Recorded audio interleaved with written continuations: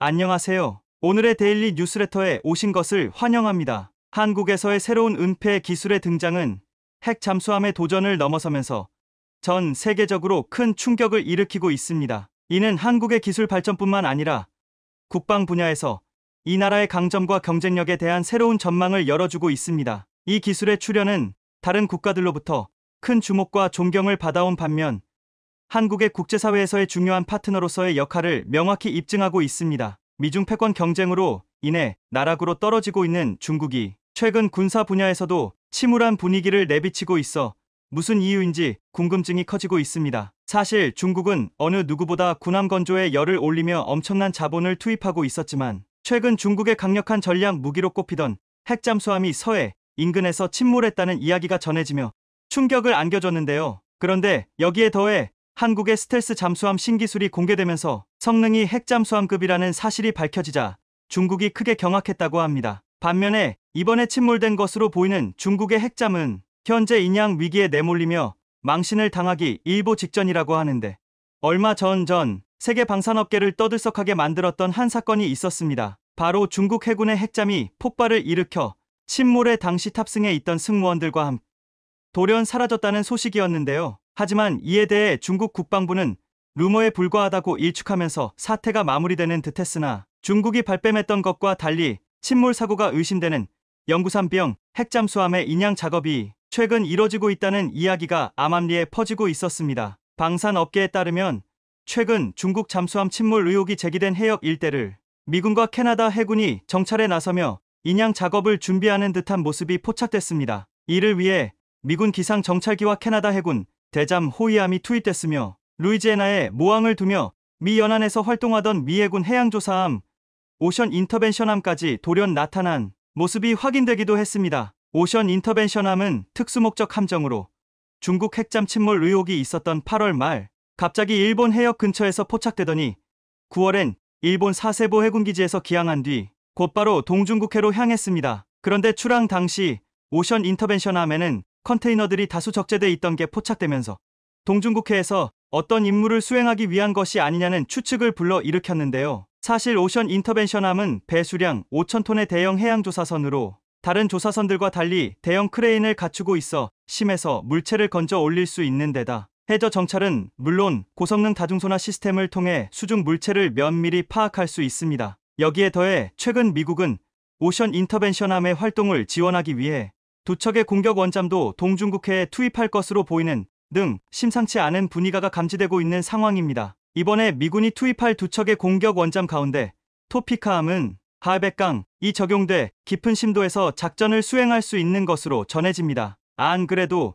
최근 미국에서는 공격 원잠이 부족하다는 이야기가 나오고 있는 가운데 이런 상황에도 불구하고 두 척이나 동시에 동중국해에 전력을 투입했다는 건 어떠한 특수한 임무가 주어진 것으로 보입니다. 이 같은 상황에 다수의 방산 전문가들은 중국이 그토록 부인했던 핵잠 침몰 사고가 실제로 발생했으며 이런 이유로 미국이 중국 핵잠을 인양하기 위해 동중국해에 전력을 투입했다고 보고 있는데요. 그것도 그럴 것이 중국에서도 잠수함 폭발 의혹이 있었을 당시 그 이후에도 줄곧 아니다라고 말로만 부인하고 사실 객관적인 자료는 현재까지 단 하나도 공개하지 않았습니다. 더군다나 칭다오 창정 15호 잠수함 부두에 영구사명 핵잠이 포착되고 있지만 두 척이 아닌 한 척만 모습을 드러내는 등 동시에 계류하고 있는 자료를 공개하지 않고 있는데요. 만약 핵잠 침몰이 사실이 아니었더라면 중국은 진작에 해당 자료를 대대적으로 공개하며 지금과 같은 의심의 상황을 만들지 않았을 것으로 보입니다. 특히나 이번에 미군이 침몰한 중국 핵잠을 인양한다면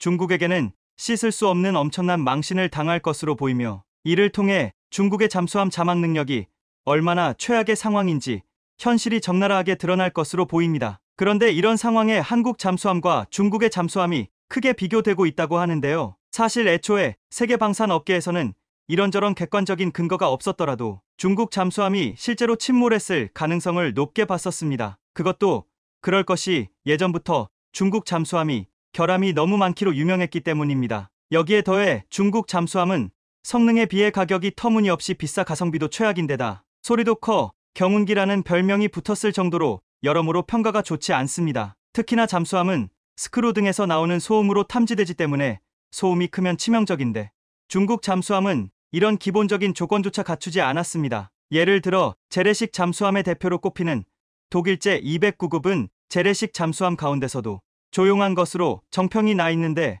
소음이 10만 111 수준입니다. 3000급 국산 잠수함인 도산안창호급은 이와 비슷하거나 약간 작은 것으로 알려져 있지만 이와는 달리 중국은 잠수함은 처참한 수준입니다. 실제로 구형 핵 추진 잠수함인 중국의 한급 공격용 잠수함은 소음이 이보다 3040배가량 큰 140배에 달해 수중 경운기라는 별명을 얻을 정도입니다. 일반적으로 핵 추진 잠수함에는 터빈의 고주파와 원자로 냉각 장치, 감속 기어 소음 등 재래식 잠수함에는 없는 소음이 있는데 기술적으로 이런 문제들을 해결하고 있지만 중국은 그렇지 못하고 있는 겁니다. 실제로 기술 발전으로 신형 핵 추진 잠수함은 소음이 재래식 잠수함과 비슷한 수준으로 낮아졌다는 게 방산 전문가들의 평가입니다. 반면에 한국 잠수함은 소음을 완벽 차단하는 등 중국 잠수함과는 전혀 딴판인데요. 실제로 국내 조선업계 유일이라는 하나오션의 수중음향 연구시설에는 기포로 수상함 선체를 감싸 선내 소음을 차단하는 마스커,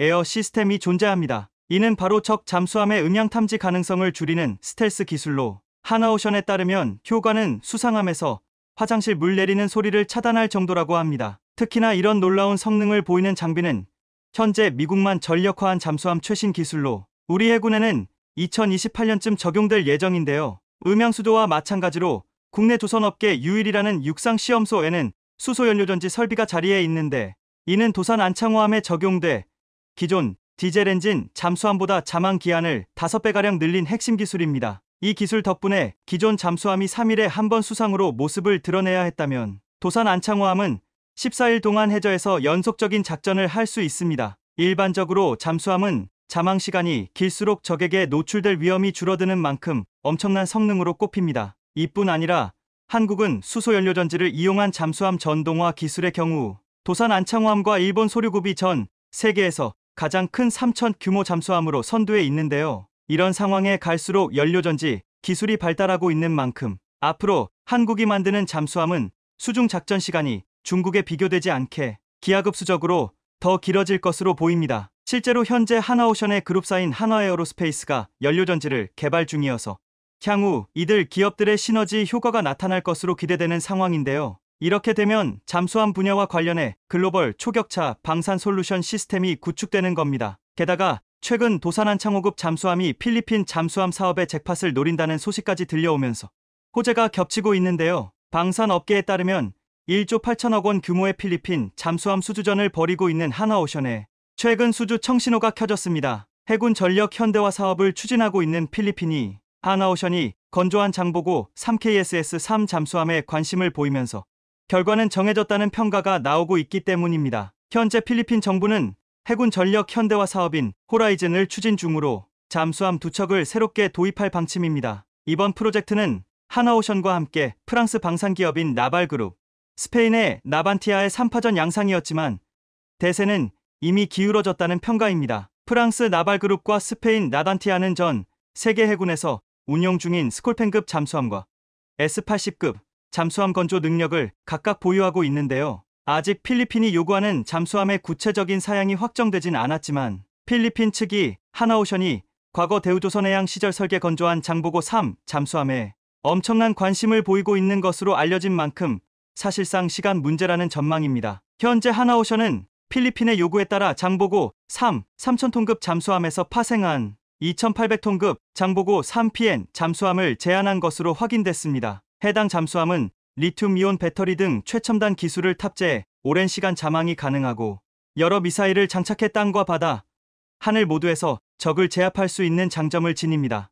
여기에 더해 하나오션은 필리핀 측과 잠수함 유지, 보수와 같은 통합 군수 지원에 관한 협상에서도 상당 부분 진전을 이룬 것으로 알려지면서 급물살을 타고 있는데요. 더구나 다수의 방산 전문가조차 하나오션의 수주 가능성이 높다고 점치고 있는 상황입니다. 기술력 측면에서 프랑스 나발그룹과 스페인, 나반티아 등 경쟁사보다 기술력에서 우위에 있기 때문으로 실제로 장보고 3P에는 최신 기술을 다 적용했기 때문에 성능 면에서 이를 따라올 수 없습니다. 이렇듯 필리핀 잠수함 수주전에서 하나오션이 최우승자가 될 가능성이 높아지자 최근 일본 언론에서는 자국 조선업계에 엄청난 질타를 했는데요. 얼마 전 일본의 한 군사 전문지 항공만능론지F는 일본이 해외 방산 시장에서 관심을 끌 수 있는 건 잠수함 시장이 유일하지만 적극적인 액션을 취하지 않았다며 도전하지 않으면 아무것도 시작되지 않는다고 비판했습니다. 매체는 필리핀 잠수함 수주전에서 일본 소류국 타이게이급은 관심 밖으로 밀려난 지 오래됐다며 가만히 있어도 고객들이 줄을 설 것이라는 일본의 오만함이 이런 상황을 만들었다고 꼬집었습니다. 그러면서 방산 장비의 스펙은 수출을 좌우하는 여러 가지 중 하나의 요인에 불과하다며 해외 수출에 대한 적극성 없이는 아무런 성과를 낼 수 없다고 강조했습니다. 다시 말해서 일본의 이런 반응은 한국의 경우 세계 방산 시장에서 엄청난 존재감을 드러내고 있음에도 불구하고 수주전 하나하나마다 치열한 경쟁을 벌이는 등 이를 본받아야 한다는 따끔한 지적으로 보입니다. 과거 한국은 아무런 기술도 없이 맨손으로 정비기술과 노하우를 익히고 발전에 발전을 거듭해 오늘날 명실상부 잠수함 수출국으로 발돋움했는데요. 세계를 제패하는 한국 방산의 저력이 새삼스럽게 위대해 보입니다. 최근 중국 항공모함은 종횡무진전 세계 바다를 들쑤시고 있습니다. 지난 9월 중국의 두 번째 항모인 산둥함 전단이 대만 동남쪽 해상을 지나 서태평양으로 향해 대만을 긴장시켰습니다. 이날 산둥함 전단은 대만 최남단 어란비에서 동남쪽으로 60해리 떨어진 해상에서 동쪽으로 항해해 서태평양으로 이동했는데 대만 해군은 경계 태세를 갖추고 잔뜩 긴장해야 했습니다. 중국은 바다에서 산둥함 전단을 보냈으며 동시에 하늘에서는 중국 인민해방군 소속 제-16 전투기, 수-30 전투기, KJ-500 조기경보기 등을 대만 공역에 보내 위협 비행을 했기 때문입니다. 중국이 보낸 13대의 전투기 가운데 무려 11대가 대만 해협 중간선을 넘어 서남부 공역에 진입해 대만을 분노케 했는데요. 대만 해협 중간선이란 1954년 12월 미국과 대만 간 상호방위조약 체결 후 1955년 미 공군 장군인 벤저민 데이비스가 중국과 대만의 군사적 충돌을 막기 위해 선언한 비공식 경계선으로서 이곳은 넘어선다는 것은 상대방을 강하게 위협하는 것으로밖에 해석될 수 없습니다. 그런데 중국의 항공모함 위협이 특별히 욕을 먹는 이유가 있습니다. 항공모함 자체의 안전성이 확보되지 않았기 때문입니다. 보통 항공모함과 같은 선박에서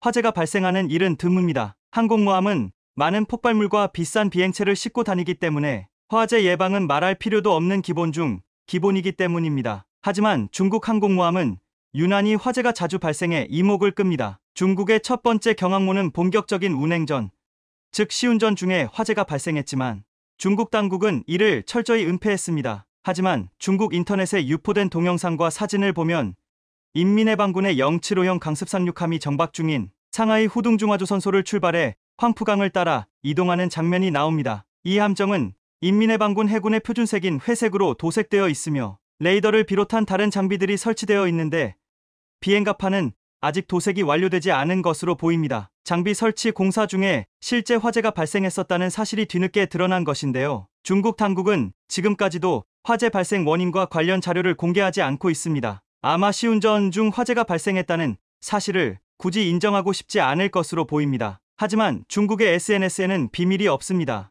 이 장면은 중국 경항공모함에서 큰 화재가 발생해 엄청난 연기가 나오고 있는 모습입니다. 이 영상이 SNS를 통해 유출되지 않았다면 중국은 시운전 중인 경항모의 화재 사건을 철저히 은폐하는데 성공했을 것입니다. 그런데 이 화재 사건 영상을 본 전문가들은 이 같은 불길은 항공모함에서는 일어나기 어려운 일인데 유난히 중국 항공모함에서는 빈번하게 일어나고 있다고 지적합니다. 물론 인간이 있는 곳, 그 어디에서든 화재는 발생할 수 있습니다. 실제로 항공모함 화재 사고는 미국에서도 있었습니다. 하지만 화재 사고 당시 그 배후를 놓고 여러 가지 설이 난무했습니다. 2021년 7월 미국 캘리포니아주 샌디에이고 기지에 정박 중이던 해군 상륙 강습함 보넘 리처드함에 화재가 발생했습니다. 평온한 일요일 아침은 날카로운 사이렌 소리와 함께 산산조각이 났습니다. 미국 서부 해안 최대 해군 기지에 소방 당국의 항공기와 소방선이 총출동할 정도로 엄청난 화재가 발생했기 때문이었습니다. 보넘 리처드함에서 발생한 화재는 승조원 등 63명이 다치고 함내 주요 장비가 전소되는 등 상당히 큰 규모의 화재였습니다.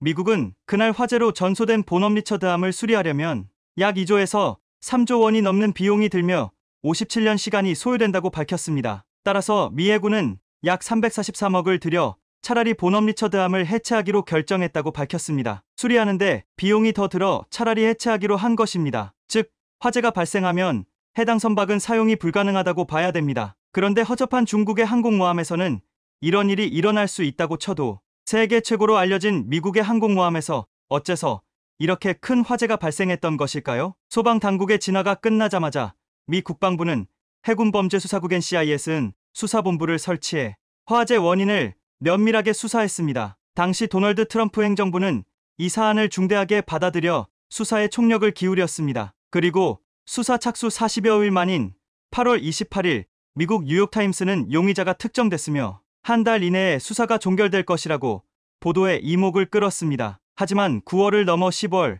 11월이 지나도록 미군 당국은 해당 사건에 대해 그 어떤 견해나 보도 자료도 내지 않았고 사건은 사람들의 기억 속에서 잊혀져 갔습니다. 그런데 사건 발생 약 1년 후 중국 관영 매체가 묘한 보도를 했습니다. 환구15 인터넷판 환구망은 정말 사람에 의한 방화인가? 상륙한 본업 리처드 화재 1년째 미 해군은 설명하지 않고 있다라며 도발적인 제목의 기사를 냈습니다. 그러면서 본업 리처드 화재 1주년 맞아 미군 순양함 또 한 척 발화라는 기사로 미 해군 순양함 화재 사고를 보도했는데요. 사고가 발생한 군함은 타이콘데로가급 이지스 순양함 게티즈버그였습니다. 게티즈버그함은 조선소 도크에서 수리를 받던 중 용접 과정에서 생긴 스파크로 경미한 화재가 발생했는데요. 중국 매체들은 이 사고가 본업 리처드함 사고 1주기에 맞춰 일어났다며 일제히 조롱하는 듯한 기사를 쏟아냈습니다. 하지만 상당수 공개 출처 정보 OSINT 분석 전문가들은 중국 관영 매체가 갑자기 본업 리처드함 사건을 거론하기 시작한 것을 두고 도둑이 제 발 저린다는 평가를 내놨습니다. 즉 중국은 미국에서 발생한 화재도 기계적 결함이었을 것이라는 추측을 던진 겁니다. 하지만 중국의 예상은 빗나갔습니다. 중국 매체들의 보도가 있은 뒤 2주 만에 미 해군은 제3함대 사령관 명의의 성명을 통해 사건 용의자를 방화 혐의로 기소했다고 발표했습니다. 결국 원인은 기계 결함이 아닌 방화였습니다. 기소된 방화범이 20세 해군 수병 소여 메이스였는데요. 그런데 당시 전문가들도 많은 의문을 제기했습니다. 20세 해군 수병 한 명이 저지른 일이 맞는지, 또한 같은 시기 샌디에이고 기지에서 발생한 연쇄방화 사건과 연관성이 있는지, 본업 리처드 호 화재 사건을 혼자 일으킨 게 맞는지 많은 의문이 제기됐습니다. 2019년 3월 와스프급 강습 상륙함 복서를 시작으로 2019년 11월 어벤져급 기뢰전함 챔피언에서 2020년 3월 상륙함 하퍼스페리에서 지속적으로 화재가 발생했기 때문입니다. 다른 전함의 화재들은 조기에 진압해 커다란 피해는 없었지만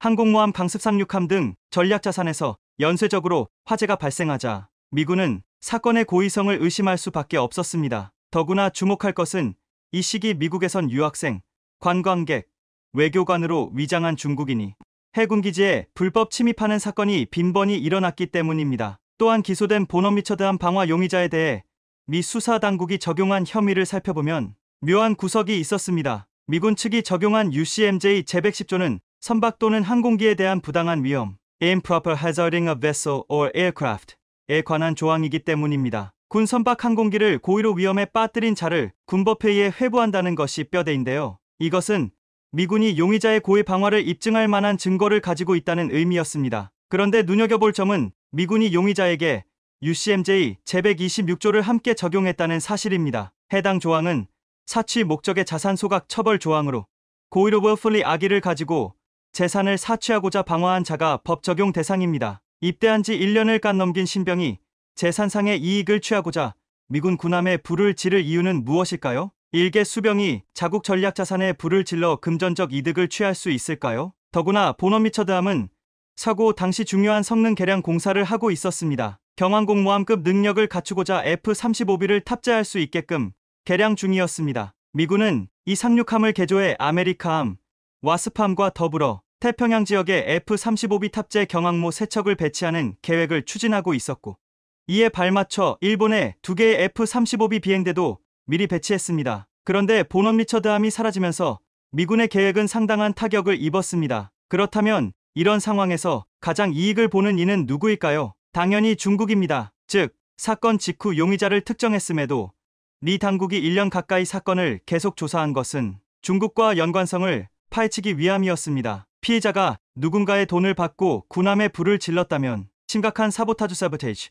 즉 후방교란 공작이라고 볼 수 있기 때문입니다. 만약 사건 배후에 외국 정부가 있다는 사실이 입증되면 엄청난 외교적 분쟁으로 이어질 게 뻔했습니다. 당시 많은 전문가들이 중국의 공작을 의심했지만 이를 입증하기가 여의치 않았고, 시간이 지날수록 미국 함선의 기술적 결함이 화제를 불러왔다는 의심이 점점 확산되자 결국 미 수병의 일탈 행각으로 사건은 마무리됐습니다. 영장에 따르면 용의자 메이슨은 미 해군 특수부대인 네이비실에 지원했으나 중도 탈락했고 해군을 혐오한 인물로 묘사됐습니다. 네이비실에 자원하였으나 훈련을 못 견디고 5일차에 스스로 퇴소했고 이후 지루한 해군 생활에 항상 불만을 표출했는데 분을 못 이겨 계획적으로 화물창고의 방화를 저질렀다는 것이었습니다. 결국 사건은 이렇게 마무리되었지만 무려 1조 원 가치의 미국 해군 함정의 방화 사건은 지금도 그 배후에 대해 석연치 않은 부분이 많습니다. 그런데 실제로 중국은 다른 국가의 군함에 불을 낸 적도 있습니다. 전 세계 방산업계에서 이름을 날리고 있는 한국이 이번에 또 대형 사고를 쳤습니다. 호주가 추진하는 차세대 장갑차 사업에서 한화의 레드백이 전차 강국 독일을 뛰어넘고 최종 수출 계약에 성공하면서 3조 원대 규모의 수출 대박을 터뜨린 건데요. 이렇듯 이번에 한화가 호주 정부의 군 현대화 사업을 따내면서 한국 방산 산업이 새 지평을 열었다고 하는데 자세히 알아보겠습니다. 한화에어로스페이스가 호주에서 3조 원대 수주에 성공하며 이른바 잭팟을 터뜨렸습니다. 최근 궤도형 보병 전투장갑차 레드백을 호주에 수출하기로 계약을 맺은 건데 국내 최초로 민간이 개발을 주도한 장갑차가 처음으로 수출된 거라 의미가 남다릅니다. 방산업계에 따르면 지난 8일 한화에어로스페이스는 호주 법인과 호주 국방부 간의 미래형 궤도 보병 전투장갑 차량인 레드백 129대 및 부수품목을 공급하는 3조 1649억 원 규모의 본계약을 체결했습니다. 앞서 7월 호주 정부는 군 현대화 사업의 일환인 랜드 400 페이스 3의 우선 협상 대상 기종으로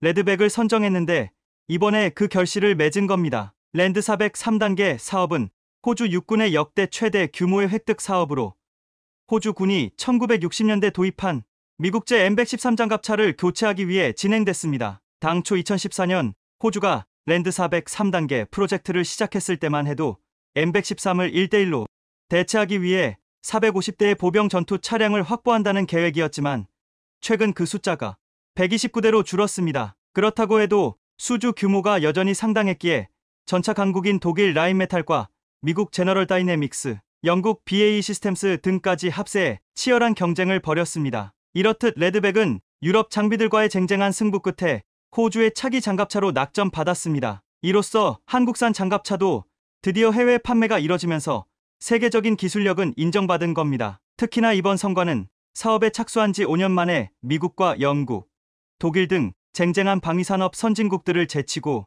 얻어낸 거라 전 세계 방산업계에서는 한국이 새로운 역사를 만들었다고 난리가 났는데요. 더구나 레드백은 민간 기업이 그간 국내에 없었던 무기 제품을 수출 목적으로 자체 연구 개발해 선진 시장에 수출한 첫 사례라 국내에서도 역대급 성과라는 이야기가 퍼져나왔습니다. 그것도 그럴 것이 미국과 최고 수준의 군사동맹을 맺은 호주에 국내에서 전력화되지 않은 무기를 공급했다는 점에서 엄청난 의미가 있는 건 너무도 당연한 일입니다. 사실 과거 레드백을 만들겠다는 한화의 도전은 너무 무모하다는 부정적인 평가가 많았었습니다. 정부 주도하에 체계 개발도 아닌 심지어 장갑차 도면조차 없던 상황에서 무에서 유를 창조하겠다는 의지 단 하나만으로 멜당에 헤딩을 하겠다고 했기 때문입니다. 그 뒤로부터 한화는 과감한 투자를 통해 레드백 장갑차 사업에 뛰어들었고 최종 후보 결정을 한 달 앞두고 레드백 시제품 제작을 완료하는 등 여러 우여곡절도 많았지만 결국엔 누구도 쉽게 이루지 못할 성과를 만들어낸 겁니다. 이후 한화는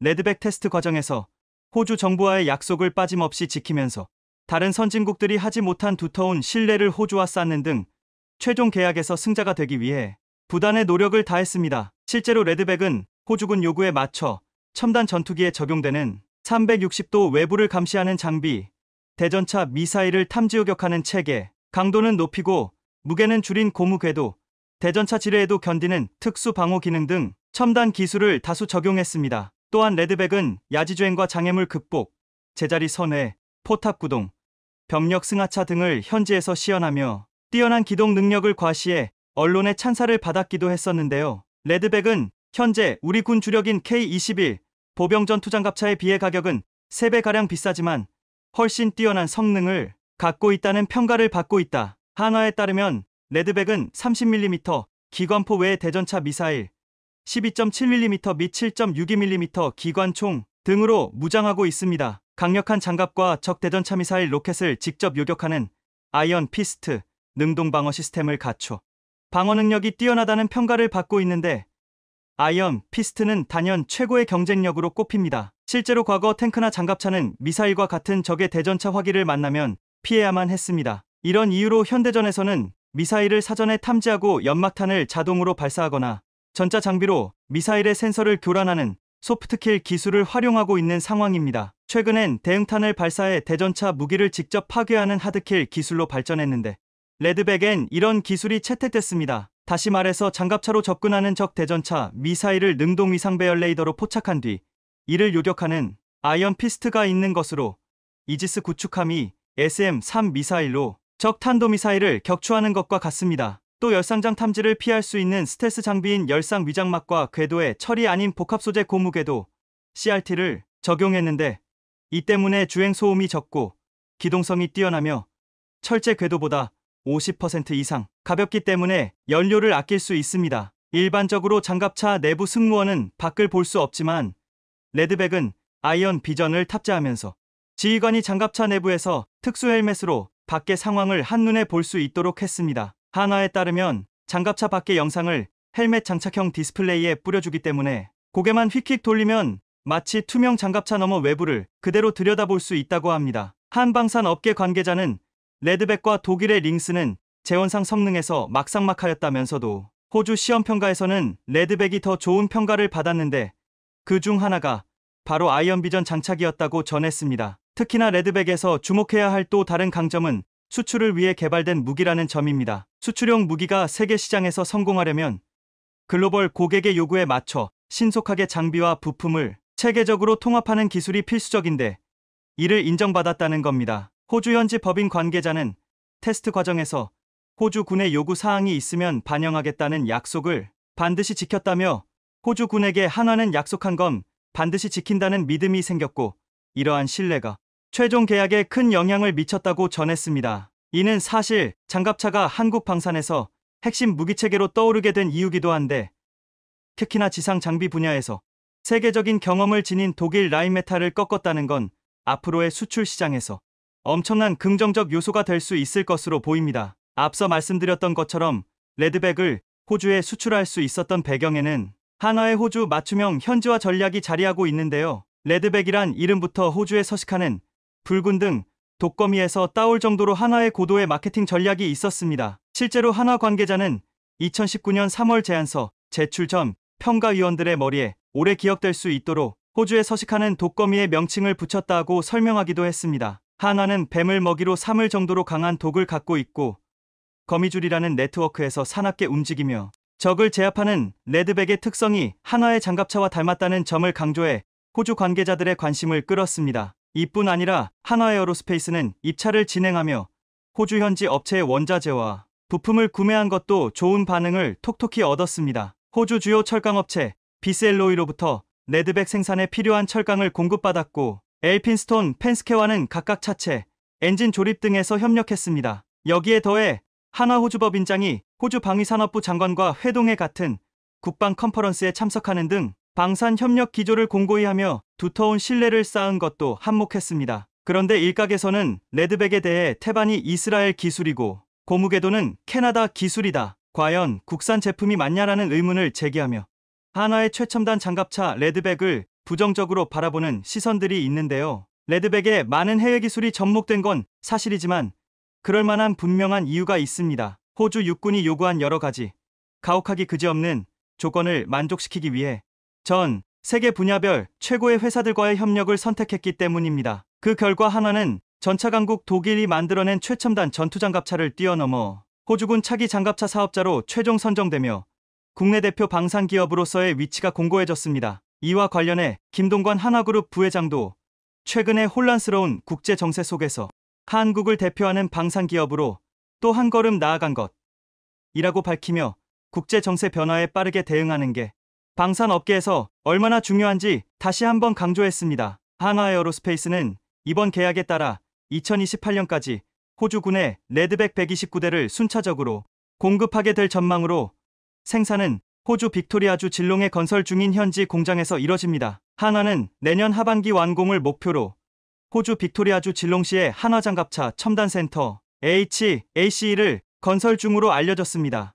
이곳에서 생산될 예정으로 내년 완공을 앞두고 있습니다. 그런데 최근 K 전차 4차 양산과 발맞춰 케이스모 한 장갑차가 추가 양산된다는 소식이 전해졌는데요. 지난 4일 방사청은 제157회 방위사업추진위원회를 열어 K21 보병전투 차량 4차 양산 계획안을 심의 의결했으며 사업기간은 내년부터 2028년까지 약 7,800억 원이 투입될 전망입니다. K21은 200장갑차를 대체하기 위해 2009년부터 생산된 보병전투 차량으로 방사청은 기존 장갑차에 비해 작전 속도가 향상되고 화력과 방호력이 강화되는 장갑차를 내놓을 것이라고 밝혔습니다. 이렇듯 호주형 레드백도 국내용으로 양산할 줄 알았는데 그대로 K21 추가 생산하는 이유는 우리의 경우 초대화력전 이후 빠르게 최대한 많은 양으로 기동전을 해야 하기 때문에 물량이 중요하기 때문입니다. 지뢰만 신경 쓰다가 양이 적으면 포격 등에 조금만 당해도 돌파에 쓸 물량이 부족해지는데 호주 요청사항대로 온갖 비싼 장비를 덕지덕지 붙여서 국군이 쓰기에는 좀 많이 비싸집니다. 실제로 해당 소식을 들은 네티즌들은 서방 평균 방호력은 나오기 때문에 일단 한정된 예산에서 양부터 늘려놓는 게 중요하다. 우리의 경우 호주와 달리 대규모로 기동할 수 있는 숫자가 중요하다. 호주형은 애초에 대량으로 갖출 수 있는 물건이 아니다. 우리에게 맞는 게 필요하다. 등의 반응이 쏟아졌습니다. 방산업계에서는 한화의 장갑차 호주 계약 체결을 계기로 다른 서방 국가의 수출 가능성이 높아진 한편 나아가 대한민국의 미래 먹거리로서 역할을 할 것으로 내다보고 있는데요. 미국의 무역과 경제를 담당하는 상무장관이 며칠 전 중국을 방문했습니다. 지나 러몬도 상무장관이 중국을 방문한 목적은 미중 무역 분쟁에서 가장 핵심이 되는 갈등 요소인 반도체를 비롯한 첨단 장비 수출 금지에 중국이 먼저 미국에게 대화를 하자며 미국 고위급 인사의 방중을 요청해 왔습니다. 그동안 미국의 강력한 제재로 인해 반도체를 비롯한 첨단 산업의 씨가 마른 중국이었지만 지나 러몬도 미국 상무장관의 방중 날짜에 맞추어 중국의 IT 기업 화웨이는 자신들의 힘으로 100% 자력 개발한 스마트폰 메이트 60 PRO를 출시했다며 대대적인 홍보를 했습니다. 그런데 화웨이의 최신 스마트폰이 공개되자 IT 업계는 완전히 발칵 뒤집혔는데요. 화웨이 메이트 프로 스마트폰 속의 모든 최첨단 반도체들이 중국산을 사용했다고 적극적으로 홍보하고 있기 때문입니다. 특히나 메이트 프로에 탑재된 7나노 수준의 정교한 반도체 기술은 이전까지 중국이 보유하지 못한 것으로 알려져 중국이 어떤 경위로 7나노급의 미세 공정을 양산하기 시작했는지 의심의 시선이 가득해진 상황입니다. 게다가 IT 전문 매체들은 화웨이가 이번에 출시한 메이트 프로 스마트폰을 분해해보니 한국 기업 SK하이닉스의 모바일 디램인 저전력 DDR5와 낸드 플래시가 탑재된 것으로 확인되고 있습니다. 미국 제재를 정면으로 받고 있는 화웨이에 한국산 반도체 부품이 탑재되었다는 소식이 알려지자 SK하이닉스 측은 즉각적으로 미국의 화웨이 제재 이후 최근 3년간 화웨이와 거래한 사실이 없다며 미국 수출 규제를 철저하게 준수하는 것이 회사의 방침이라고 발표했습니다. 즉 SK하이닉스는 화웨이 측에게 반도체를 공급하지 않았는데 화웨이가 비정상적인 유통 경로를 거쳐 한국산 반도체를 확보한 뒤 자사 스마트폰에 탑재했다는 결론이 나옵니다. 이에 미국에선 굉장히 분노하고 있는 상황입니다. 먼저 중국이 대화를 하자고 해서 미국 상무장관을 보냈더니 미국의 반도체 수출 규제를 보란듯이 무시하면서 최첨단 반도체가 적용된 화웨이 스마트폰을 공개했다는 점입니다. 무엇보다 화웨이는 중국 정부의 지분이 포함된 사실상 국영기업으로 분류되기 때문에 화웨이가 이런 기술 도발을 실시한 것은 중국 정부의 입김이 확실하게 작용했다는 것을 증명합니다. 하지만 이와 같은 중국의 기술적 도발이 나오자마자 미국의 러몬도 상무장관은 즉각적으로 미국은 중국을 상대로 많은 채찍을 가지고 있으며 언제든지 사용할 수 있다고 밝혔습니다. 즉 중국의 첨단 산업을 봉쇄시킬 더욱 많은 수단이 있다는 것으로 중국의 반도체 IT 산업은 완전히 공중분해될 것이란 전망이 나오고 있습니다. 중국의 화웨이가 자신들의 기술적 도발을 위해 한국산 반도체를 어떻게 끌어들인 것인지 또 자랑스럽게 꺼내들 어떤 7나노급 반도체 기술력의 현실은 어느 정도인지 카이경제가 자세히 분석했습니다. 드디어 중국이 선을 넘어버렸습니다. 3년 전 미국 정부로부터 완전히 스파이 기업으로 낙인 찍힌 화웨이가 반도체 수출 규제망을 요리조리 피해 한국산 반도체를 무단으로 사용하고 있다는 사실이 드러났습니다. 반도체 업계 전문가들은 첫 번째로 미국의 수출 규제가 실행되기 전 이를 예상한 화웨이가 대량으로 반도체를 주문해놓고 재고를 쌓아둔 뒤에 필요할 때마다 활용하고 있다는 것이며, 두 번째로는 제3자 거래가 유력한 상황입니다. 한국의 SK하이닉스가 대만이나 일본 또는 유럽 등 수출 규제에 있지 않은 국가들에게 정상적으로 반도체를 수출했지만,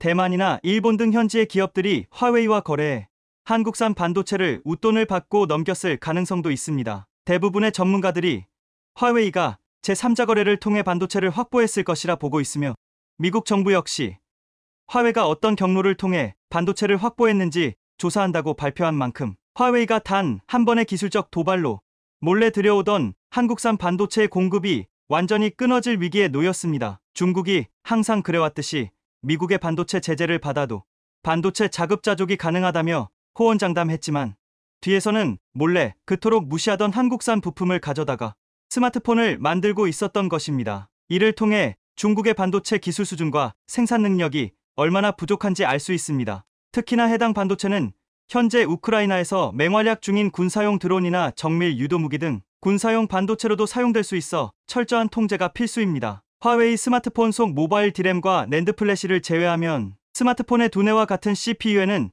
중국의 반도체 기업 SMIC에서 생산한 7나노급인 기린 9000S가 탑재되었습니다. 현재까지 초미세 공정으로 분류되는 7나노보다 더 낮은 공정의 양산은 오직 삼성전자와 TSMC 두 곳에서만 가능한 상황인데, 중국의 SMIC에서 뜬금없이 7나노 기린칩 양산에 성공해버린 상황입니다. 그런데 이 역시 진짜 7나노 미세 공정이 아니라 반쪽짜리 7나노라는 평가를 받고 있습니다. 7나노 공정은 EUV 극자외선 노광 장비를 통해서 양산이 이뤄지고 있는데, 중국의 SMIC는 EUV 장비가 아니라 그보다 훨씬 구형의 장비인 DUV를 통해 7나노를 구현했다는 것입니다. SMIC는 10년 전 기술인 14나노 반도체를 만들던 업체지만, 알파, 액침, 불화 아르곤을 이용한 심자외선 DUV 장비로 한쪽 웨이퍼의 같은 패턴을 여러 번 찍어내는 멀티 패터닝 기법을 통해 기존의 14나노 공정만 생산하다가 7나노 반도체 생산에 성공했다는 것입니다. 하지만 이런 방법에 문제가 있습니다. 가장 중요한 양산 수율이 나오지 않는다는 것입니다.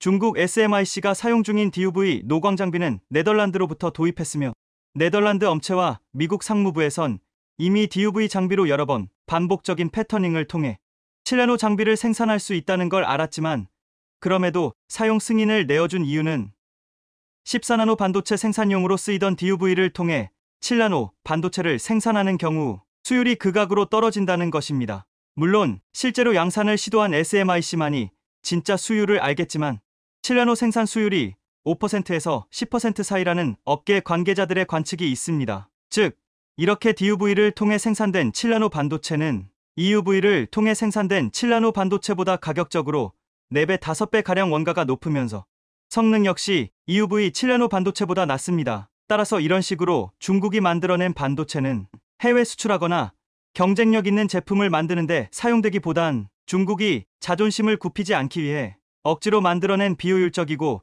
뒤틀린 반도체에 가깝다는 것입니다. 결과적으로 중국이 이번에 공개한 첨단 스마트폰은 원가가 매우 높은 것으로 알려졌습니다. 첫 번째로 한국산 반도체를 정상 유통 경로로 공급받지 못하고 다른 업체를 끼고 비정상 유통 경로로 공급받기 때문에 한국에서 다이렉트로 수입하는 것보다 여러 차례 유통 마진이 적용된 가격으로 들여온 것이며, 두 번째로 스마트폰의 핵심 두뇌로 알려진 CPU마저 무늬만 7나노를 갖추기 위해서 극악 수율의 멀티 패터닝 공정을 통해 생산하였기에 부품들 성능은 좋지 않더라도 단가 자체가 비합리적으로 비싸다는 것입니다. 따라서 이 제품을 정상적으로 시장에 출시하고 팔기 위한 목적보다는 자신들에게 반도체 제재를 한 미국을 향해 미국의 기술과 장비가 없어도 7나노 개발에 성공했다는 선전을 하기 위한 결과물이라는 것입니다. 하지만 중국이 이런 식의 기술 도발을 실천하자 미국이 무늬만 7나노인 반도체마저 못 만들게 하겠다며 7나노를 만들기 위한 반도체 소재 공급을 완전히 차단하기 위한 조치에 나서고 있습니다. 게다가 중국은 자신들도 고사양 스마트폰을 만들기 시작했다며 중국 내 공무원들을 대상으로 아이폰 사용을 금지한다는 정책을 발표했습니다. 이에 아이폰을 제조하는 애플의 주가가 급락하는 등 시장에 좋지 못한 반응이 나오고 있는데요. 하지만 글로벌 언론사들은 이번 아이폰 금지 조치는 중국의 큰 패착이 될 것이라고 전망했습니다. 중국 당국은 자국 공무원들에게만 우선적으로 아이폰 금지령을 내렸지만 사실상 중국 기업과 공무원 그리고 사회 전반적으로 아이폰을 금지하려는 목적입니다. 그러면서 동시에 14억 내수 시장을 활용해 자국산 스마트폰을 팔기 위한 큰 그림인데요. 하지만 중국의 화웨이는 미국의 제재로 구글의 안드로이드마저 사용할 수 없고 자체적인 운영체제로 작동합니다. 이는 완전히 시장 경쟁력이 없다는 것을 뜻합니다. 그리고 중국은 스마트폰 하나 만들 때조차 자국 기술력이 부족해 한국산 반도체마저 몰래 가져다가 조립하는 현실이라 중국이 아이폰을 금지하고